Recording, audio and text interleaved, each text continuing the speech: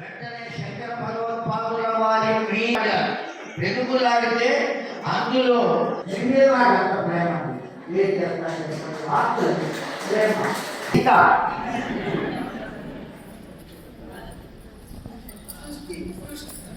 జగత్తు అంటే ఏమిటి?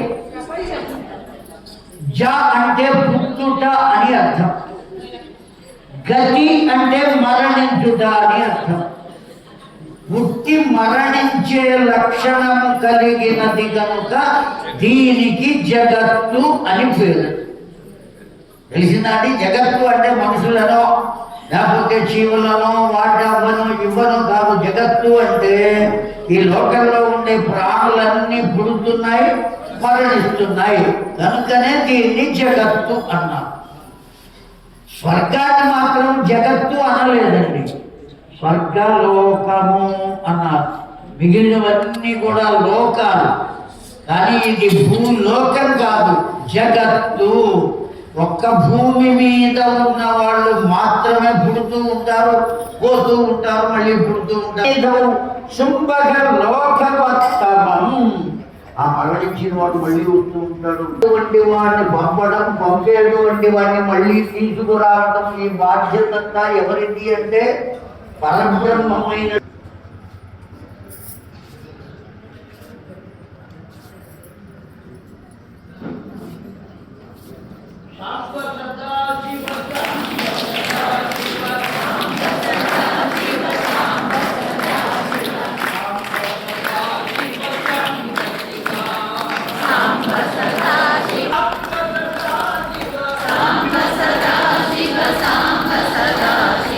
సాంబ సదా శివ సాంబ శివ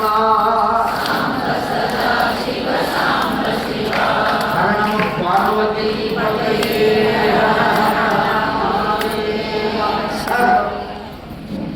ఈ లోకం అంతా అలా వస్తూ ఉంటుంది, పోతూ ఉంటుంది. ఒకనొక సందర్భంలో మొత్తం అంతా కూడా పోయింది, ప్రళయం వచ్చింది, జలం మాత్రమే మిగిలి ఉన్నది, ఒక్క పరమేశ్వరుడే ఉన్నాడు. మళ్ళీ సృష్టి కార్యక్రమాన్ని చెయ్యాలి అని సంకల్పించాడు. తనంతట తానుగా ఏది చెయ్యడు కనుక ఆ సృష్టికర్తను సృష్టించాడు. ఆ సృష్టికర్త ఏం చేశాడు? అయ్యా నా బాధ్యత ఏమిటి అని అడిగాడు. నువ్వు సృష్టి చేయవయ్యా ఉన్నాడు అంటే ఒక పద్మంలో కూర్చొని ఉన్నాడు. జాగ్రత్తగా విందా, దయచేసి మాట్లాడుకోవద్దండి ఒక్క క్షణం. ఈ సృష్టికర్త 4 ముఖాలు కలిగినటువంటి పెద్ద మనిషి ఎక్కడ కూర్చుని ఉన్నాడు అంటే ఒక పద్మంలో కూర్చుని ఉన్నాడు. ఆయన ఏమనుకున్నట్ట, నేను తప్ప ఇంకెవ్వరూ లేరు అని అనుకున్నారంటండి. నభవో అంతః తస్యాం లోకాని, నేనే మొట్టమొదట వచ్చాను, నాకన్నా ముందు ఎవ్వరు లేరు. అయినా నాకు ఆధారం ఒకటి ఉండాలి కదా, కూర్చోటానికో నుంచోటానికో. భూమి ఉండే నుంచుంటా, కుర్చీ ఉండే కూర్చుంటా, లేకపోతే ఏమైపోతానండి, పడిపోతానే.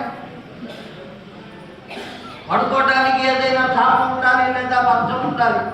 ఆస్తరణం విహితం అని చెప్పారు. కనీసం కుర్చీలే అని పిలిచాడు. నాయన అని పిలిస్తే ఎవరిని పిలుస్తారండి? నాయన అని తండ్రిని పిలుస్తారు, కొడుకుని కూడా పిలుస్తారు. నాయన కాస్త ఈ పని చేసి పెట్టరా అని అడుగుతారు కదండి, అంటారా? కనుక కొడుకుని కూడా పిలుస్తారు. ఇప్పుడు ఈ సృష్టికర్త అయినటువంటి బ్రహ్మదేవుడు ఏ భావన చేత నాయన అన్నాడు? కొడుకు అనే భావన చేతనే, అందరికన్నా ముందు నేనే పుట్టాను అనే భావన చేత నాయన అన్నాడు ఈ బ్రహ్మదేవుడు. ఆయన కన్ను తెరిచి నాయనా వచ్చావా, కూర్చో అన్నాడు. ఆయన కూడా ఏమన్నాడు? నాయనా అనే అన్నాడు. ఎవరిని? ఆ బ్రహ్మదేవుడిని. నన్ను నాయన అంటావేమయ్యా, నేనే ముందు పుట్టాను, అందరికన్నా పెద్దవాడిని, కనుక నన్ను నీవు గౌరవించవలే అన్నాడండి. మనం ఎవరిని గౌరవించాలి అనేది ముందు తెలుసుకోవాలి. 4 లక్షణములు కలిగిన వారిని గౌరవించాలి. ఏ వర్ణమా, ఏ కులమా, ఏ జాతి అనే దానికి సంబంధం లేదు. 4 లక్షణాలు కలిగి ఉండాలి. మొట్టమొదటిది వేద. ఈ 4 లక్షణములు కలిగినటువంటి వాడు వయస్సు చేత చిన్న, కానీ వయస్సుతో సంబంధం లేదు. అతడు రూపం అని చెప్పారు. వాడు చిన్నవాడు అయినా సరే వాడిని ఏమని గౌరవించారు? ఆయన వచ్చిన తరువాతనే నీవు వచ్చావు కనుక నీకన్నా ముందు పుట్టింది ఎవరు? పద్మం పుట్టింది. అర్థమైందా అండి?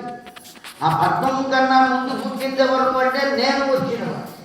నేను శాశ్వతంగా ఉండేటువంటి వాడిని, ఎప్పుడూ ఉండేటువంటి వాడిని, వచ్చేవాడిని కాదు, పోయేవాడిని కాదు. కనుమూర్తి కళాఖండి శాస్త్రంలో, తర్కశాస్త్రంలో చెప్పిన మాట. మనం ఎవరిని మొదటి వారుగా ఎంచాలి అంటే, ఎవరిని ప్రథముడుగా భావించాలి అంటే నీటిలో కలిపేస్తారు. సహస్రలింగార్చన అంతకన్నా మించినటువంటి శక్తి ఇంకొకటి లేదండి. ఏ దోషం జరిగినా దోష నివారణ కోసం ఏం చేస్తారయ్యా అంటే ఈశ్వరాభిషేకం చేస్తారు, లేదా వేద పారాయణం చేస్తారు. ఓ యజ్ఞం జరిగింది, జాగ్రత్తగా వింటున్నారు కదండి. ఓ యజ్ఞం జరిగింది. ఆ యజ్ఞంలో అనేక రకాలైన పొరపాట్లు జరగవచ్చు, మనకు తెలుసో తెలియకు. ఆ పొరపాట్ల యొక్క దోషం మనకు రాకుండా ఉండాలి అంటే ఏం చేస్తారు? సర్వదోష నివారణార్థం అభిషేకం కరిష్యే, ఈశ్వరారాధనం కరిష్యే, లేదా రుద్రహోమం కరిష్యే.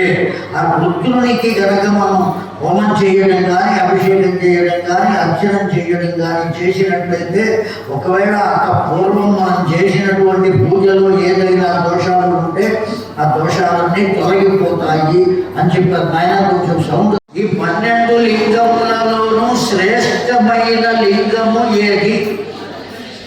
ఎవరైనా లింగానికి ముందు కూర్చుని అభిషేకం చేయవచ్చు. ఆడవారు లేదు, మగవారు లేదు, ఎవరైనా చేయవచ్చు. కొన్నిటికి ఆడవారు చేయరాదు, కొన్నిటికి మగవారు మాత్రమే చేయాలి. ఏమీ అనుకోమాకండి.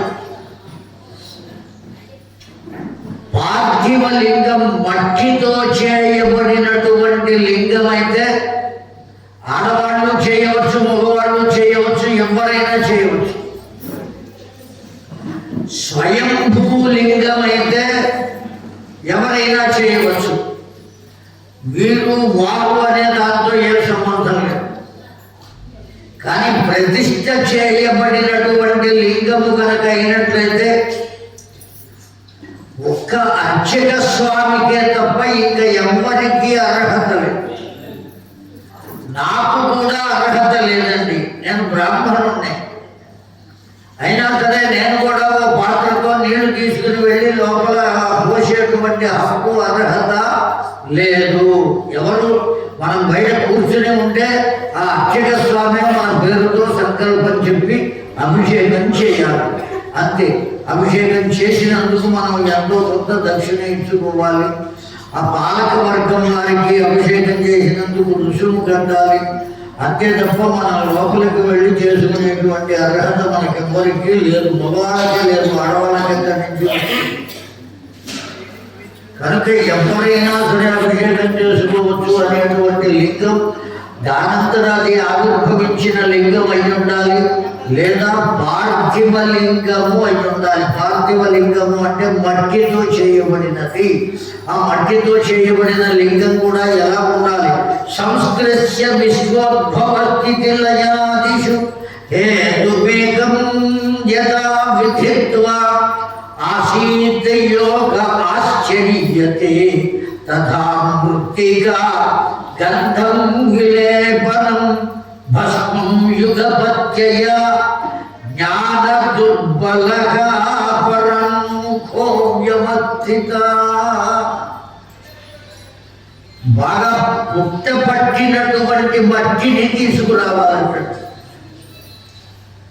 మా ఊళ్ళో పుట్టలే లేవయ్యా, అంత గొప్పది మా ఊరు.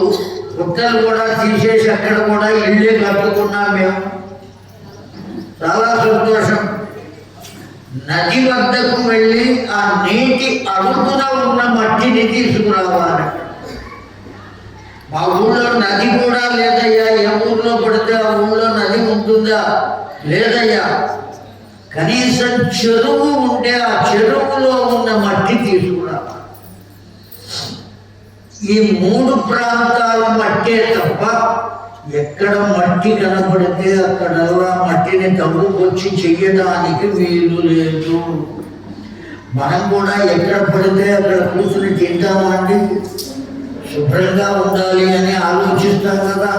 కుర్చీలో ఏదైనా వస్తువు ఉంటే అందులో కూర్చుంటాం, ఆ వస్తువు తీసేస్తాం, గడిగేస్తాం, తుడిచేస్తాం, నానా బీభత్సం చేసి అప్పుడు కూర్చుంటాం. ఆ భగవంతుణ్ణి మనం చెయ్యాలి అంటే ఎటువంటిదై ఉండాలి అంటే ఇదిగో ఈ పద్ధతిలో ఉండాలి. నది నుంచి తీసిన మట్టి కానీ, పుట్టమట్టి కానీ, సరస్సున అడుగున ఉన్నటువంటి మట్టి కానీ తీసుకుని వచ్చి ఆ మట్టిని ఏం చేయాలి? అపవిత్ర పవిత్రోవా సర్వావస్థాంగతోవా యస్మరే పుండరీకాక్షం స బాహ్య అభ్యంతర శుచి అనేటువంటి మంత్రాన్ని చెప్పుకుని నీళ్లు చల్లాలి. ఆ నీళ్లు చల్లిన తర్వాత దాంట్లో ఏం చేయాలి? గంధద్వారా దురాధర్షాం నిత్య పుష్టాం కలేషిణి ఈశ్వరే సర్వభూతానాం తామిగోపక్వయే శ్రియం అనే మంత్రాన్ని చెప్పి ఆ మట్టిలో ఇంత గంధాన్ని వేయాలి. త్రయంబకం యజామహే సుగంధిం పుష్టివర్ధనం ఉర్వారుకమివ బంధనాం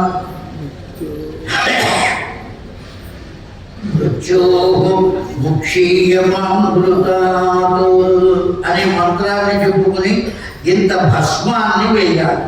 ఇప్పుడు ఆ మట్టిని, గంధమును, ఆ భస్మమును మూడింటిని కలిపి గట్టిగా పిసికి ఒక లింగంగా తయారు.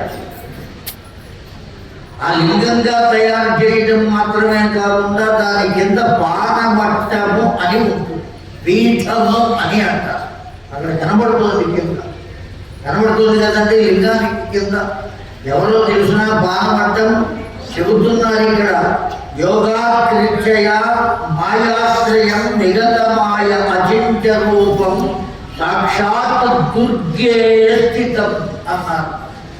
ఆ పానవట్టము అమ్మవారు, ఆ లింగము అయ్యవారు. ఎప్పుడైతే ఒక శివలింగాన్ని చేసి అక్కడ ఉంచి అభిషేకం చేశామో మనం ఎవరికి చేసినట్టు? అమ్మవారికి అయ్యవారికి ఇద్దరికీ చేసినట్టే. అంతే తప్ప ఏ ఒక్కరికో కాదు. అయ్యవారు కూడా ఎప్పుడూ అమ్మవారితో కలిసే ఉంటాడు. అందుకనే ఆయనకి ఏమని పేరు? అర్ధనారీశ్వరుడు అని పేరు. ప్రక్కనే ఉంటుంది, అక్కడ అనుసరించి ఉంటుంది. అనుగమనంతుతే అని చెప్పారు. అంతేకాదు, ఎవరైనా సరే భార్య భర్తకు అచింత్యమైన సేవ చేస్తే ఎలా చేస్తున్నారు అని చెప్పడానికి ఉదాహరణగా ఏం చెబుతారు అంటే భవానీవ భవః అని చెబుతారు. ఏమని ఉదాహరణ చెబుతారండి? భవానీవ భవః. ఆ పరమేశ్వరునకు అమ్మవారు ఎలా సేవ చేస్తున్నదో అలా ఈ భార్య తన భర్తకు చేస్తున్నదయ్యా అని ఉదాహరణగా చెబుతారండి. అయ్యవారిని వదిలిపెట్టకుండా వెంట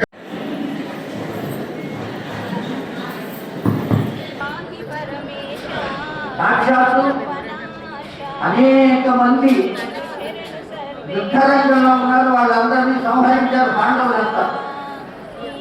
భీమసేనుడు ఒక్క రోజున కృష్ణ పరమాత్మ దగ్గరకు వచ్చి ద్రౌపదీదేవిని ఆ కౌరవులు ఎంతగా హింసించారో నీకు తెలుసా? నువ్వు ఆ క్షణంలో లేవు.